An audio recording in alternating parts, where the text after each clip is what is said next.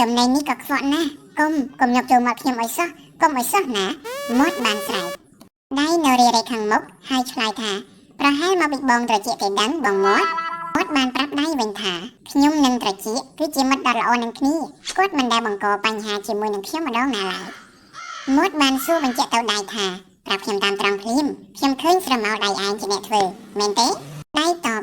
សុំទោសខ្ញុំសុំទោសពិតជាខ្ញុំមែនតាមពិតចំណែកនេះល្អណាស់តែដោយសារតែខ្ញុំប្រញាប់ពេកទៅពុំបានសម្អាតដៃរបស់ខ្ញុំហើយក៏ចាប់ចំណែកនេះយកមកជូនបងតែម្ដងទៅ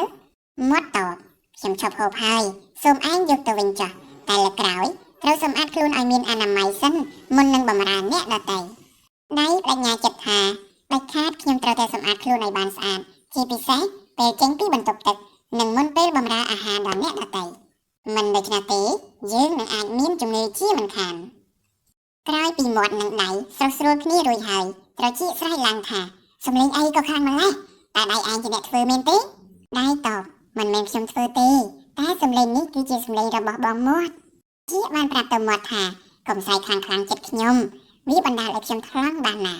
ដៃក៏បានស្ទុះទៅខ្ទប់មាត់ហើយមាត់បាននិយាយខ្សឹបថាអរគុណហើយដៃចាប់តាំងពីពេលនោះមកត្រចៀកមាត់និងដៃក៏คล้ายទៅជាមិត្តល្អនឹងគ្នាតរៀងទៅ